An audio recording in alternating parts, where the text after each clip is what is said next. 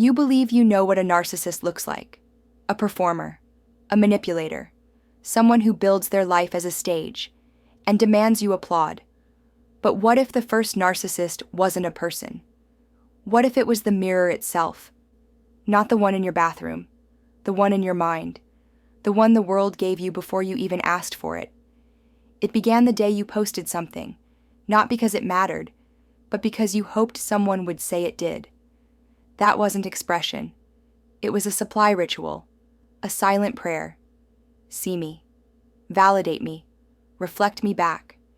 You weren't born needing applause, but every system around you, family, school, screen, feed, trained you to crave your own image. Because in this age, being seen feels safer than being real. That's the lie. And narcissism? It doesn't begin with pride. It begins with fear. Fear of being invisible. Fear of being forgotten. Fear that without performance, no one will stay. So the mask is built, polished, branded, worshipped. But behind it, a hunger too sacred to name. You think the narcissist is powerful, but true narcissism is emotional starvation wrapped in charm, a desperate child wearing the skin of a god. They don't want your love. They want your reflection of their fantasy. And if they don't get it, they burn the bridge, then pretend they never needed to cross it. The world celebrates them, the influencers, the charismatic, the ones who turn their life into a mirror maze and trap you inside it. But if you really want to know who they are, watch what happens when no one's watching.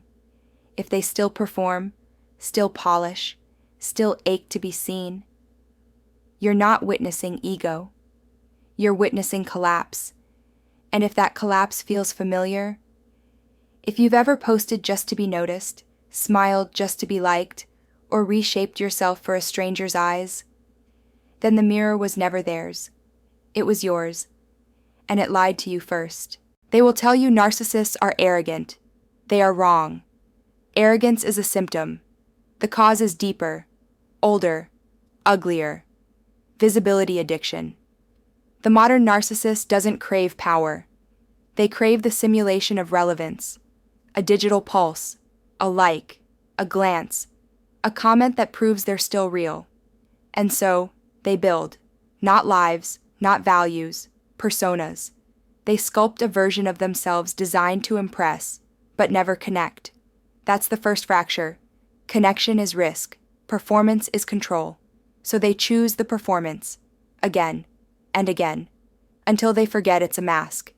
And then, they call the mask me. That's when the damage begins. You meet them. They charm you. You open. They mirror. You bleed. They brand it as drama. You pull back. They call you cold. This is not love. This is supply extraction. And when you stop supplying, they punish, not with violence, with disappearance, with silence, with a new performance built to replace you faster than you can say, "What happened?" They didn't love you. They loved the reflection you gave them. And when that reflection cracked, you were discarded like a broken mirror. Understand this. The narcissist doesn't remember what you said. They remember how bright they looked when you believed them. That's what they grieve, not the loss. The loss of being admired. This culture, this algorithmic machine of likes and lenses, has made narcissism not a flaw, but a feature. We celebrate the ones who perform the hardest. We reward those who feel nothing but shine everything. But what glitters is not gold. It's armor. It's desperation. It's hunger, painted as charisma. And deep inside every modern narcissist is a sentence they'll never say out loud. Please don't stop looking at me. I don't know who I am without your gaze. They will never say it, so we will say it for them. And if that line cut deeper than you expected, you were never just watching. You were being watched. You thought you were in love. You weren't. You were in orbit, around a person who never once stopped feeding on your reflection. At first, it felt beautiful. You were seen, heard, admired. But it wasn't you they were admiring.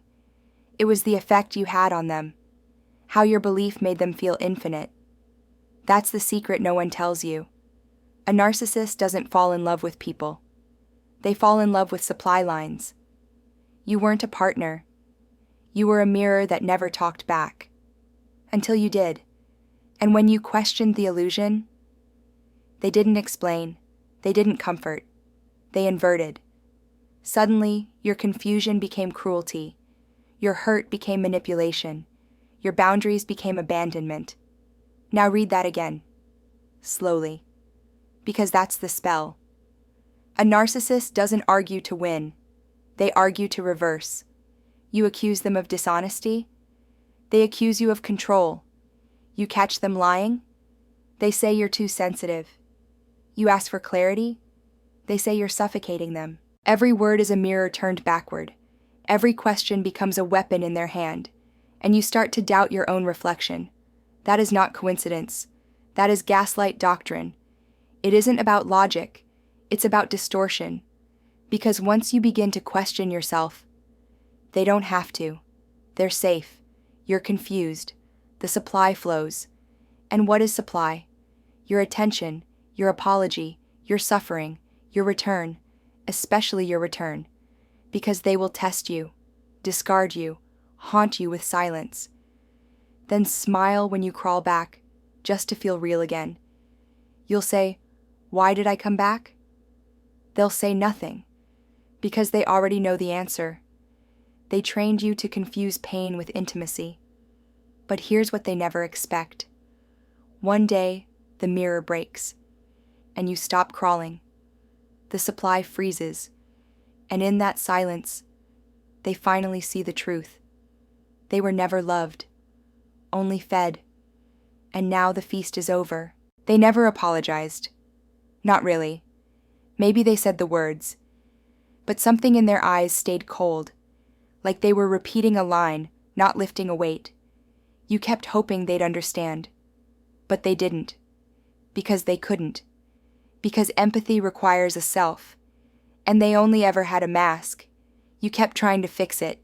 You journaled, prayed, screamed, Googled signs, read threads, told yourself they're just wounded. Maybe they'll change. Maybe if I love them better. But nothing filled the silence. Nothing softened the switch when they turned on you. You gave, they took, you bent, they snapped, you forgave, they forgot. And still, you kept the door open. Why? Because you weren't just mourning them.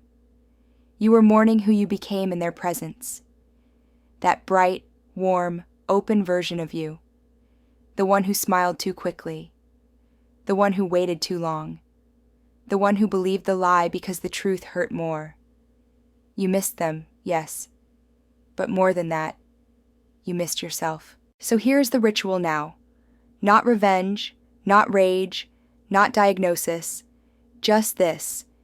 You remember everything, without numbing it, without rationalizing it, without pretending it made you stronger when it only made you quieter. You look at the ruin. You sit in the echo. You speak the words you were never allowed to say, and then you light the match. Not to burn them, to burn the hope that they would ever come back right. That's the moment you come home to yourself. The grief won't vanish, but the spell will. And in its place, a voice. You never needed to be seen by someone who couldn't even see themselves. You leave the mirror cracked, you walk out of the room, and you don't look back. Because healing doesn't come from silence. It comes from the burn that ends the loop. And this time, you end it. This concludes part 1 of our 4-part series on narcissism. All 4 chapters are collected in the playlist marked The Narcissist Series. Return when you're ready. The next glyph waits.